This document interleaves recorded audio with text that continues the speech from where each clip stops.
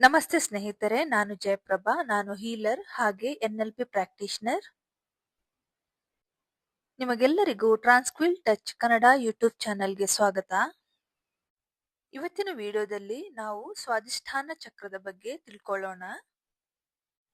ಈ ಸ್ವಾಧಿಷ್ಠಾನ ಚಕ್ರ ಕಿಬ್ಬೊಟ್ಟೆಯಲ್ಲಿ ಅಂದ್ರೆ ನಿಮ್ಮ ಒಕ್ಕಳಿಗಿಂತ 2 ಇಂಚು ಕೆಳಗೆ ಇರುವಂತ ಪ್ಲೇಸ್ ಅಲ್ಲಿ ಇರೋದು. ಇದರ ಕಲರ್ ಆರೆಂಜ್ ಕಲರ್, ಹಾಗೆ ಇದು ವಾಟರ್ ಎಲಿಮೆಂಟ್ ಆಗಿರುತ್ತೆ. ಇದರ ಬೀಜ ಮಂತ್ರ ವಂ ಅಂತ ಬರುತ್ತೆ, ವಂ. ಇನ್ನು ಸ್ವಾಧಿಷ್ಠಾನ ಚಕ್ರ ಇನ್ಬ್ಯಾಲೆನ್ಸ್ ಆಗುವಾಗ ನಮ್ಮ ಲೈಫ್ ಅಲ್ಲಿ ಮತ್ತು ದೇಹದಲ್ಲಿ ಯಾವ ತರ ಪ್ರಾಬ್ಲಮ್ ಆಗುತ್ತೆ ಅಂತ ನೋಡೋಣ.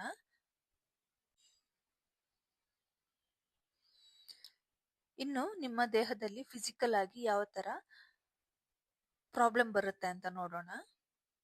ಲೇಡೀಸ್ ಅಲ್ಲಿ ಆದ್ರೆ ಬಂಜೆತನ ಮತ್ತೆ ಪೀರಿಯಡ್ಸ್ ಪ್ರಾಬ್ಲಮ್ ಬರ್ತದೆ.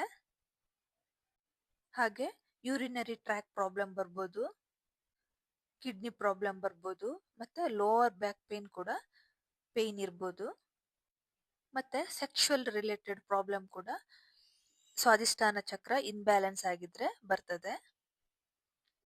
ಮತ್ತೆ ಸ್ವಾಧಿಷ್ಠಾನ ಚಕ್ರ ಬ್ಲಾಕೇಜಸ್ ಆದ್ರೆ ರಿಲೇಶನ್ಶಿಪ್ ಅಲ್ಲಿ ಕೂಡ ಪ್ರಾಬ್ಲಮ್ ಬರುತ್ತೆ. ಇನ್ನು ಸ್ವಾಧಿಷ್ಠಾನ ಚಕ್ರ ಬ್ಲಾಕೇಜಸ್ ಇದ್ರೆ ಇಮೋಷನಲ್ ಆಗಿ ಯಾವ ತರ ಪ್ರಾಬ್ಲಮ್ ಬರುತ್ತೆ ಅಂತ ನೋಡೋಣ. ಈ ಚಕ್ರ ತಾಯಿಗೆ ಸಂಬಂಧಪಟ್ಟ ಚಕ್ರ ಆಗಿದೆ. ತಾಯಿ ಮೇಲೆ ಯಾವುದೇ ಕಂಪ್ಲೇಂಟ್ ನ ಇಟ್ಕೋಬೇಡಿ, ಅವರು ಇರೋ ತರನೇ ಅವರನ್ನು ಅಕ್ಸೆಪ್ಟ್ ಮಾಡ್ಕೊಳ್ಳಿ. ಇದರಿಂದ ನಿಮ್ಮ ಸ್ವಾಧಿಷ್ಠಾನ ಚಕ್ರ ಬ್ಯಾಲೆನ್ಸ್ ಆಗುತ್ತೆ.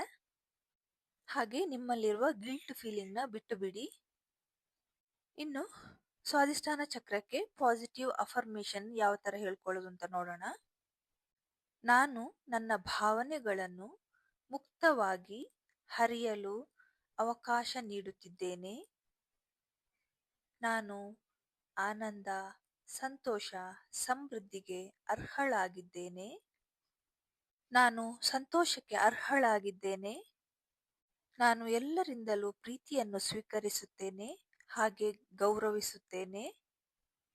ನಾನು ಆರೋಗ್ಯಕರ ಸಂಬಂಧಗಳನ್ನು ಆಕರ್ಷಿಸುತ್ತೇನೆ.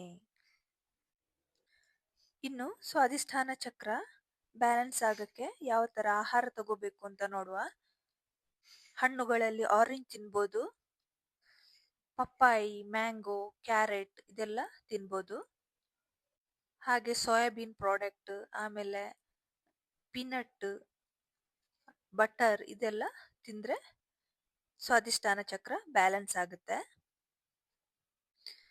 ಇನ್ನು ಈ ಚಕ್ರಕ್ಕೆ ಎಸೆನ್ಷಿಯಲ್ ಆಯಿಲ್ ಆರೆಂಜ್ ಆಯಿಲ್, ಇದನ್ನ ನೀವು ನಿಮ್ಮ ಕೈಯ ಹೆಬ್ಬೆರಳಿಗೆ ಮತ್ತು ಕಾಲಿನ ಪಾದಗಳಿಗೂ ಹಚ್ಕೋಬಹುದು ಅಥವಾ ಕಿಬ್ಬೊಟ್ಟೆ ಭಾಗಕ್ಕೂ ಹಚ್ಕೋಬಹುದು. ಇದನ್ನು ಹಚ್ಕೊಳ್ಳೋದ್ರಿಂದ ನಿಮ್ಮ ಸ್ವಾಧಿಷ್ಠಾನ ಚಕ್ರ ಬ್ಯಾಲೆನ್ಸ್ ಆಗುತ್ತೆ. ಇವತ್ತಿನ ವಿಡಿಯೋದಲ್ಲಿ ಸ್ವಾಧಿಷ್ಠಾನ ಚಕ್ರದ ಬಗ್ಗೆ ಡೀಟೇಲ್ಡ್ ಆಗಿ ತಿಳ್ಕೊಂಡ್ವಿ. ಈ ವಿಡಿಯೋ ಇಷ್ಟ ಆದ್ರೆ ಲೈಕ್ ಮಾಡಿ, ಶೇರ್ ಮಾಡಿ, ಸಬ್ಸ್ಕ್ರೈಬ್ ಮಾಡಿ.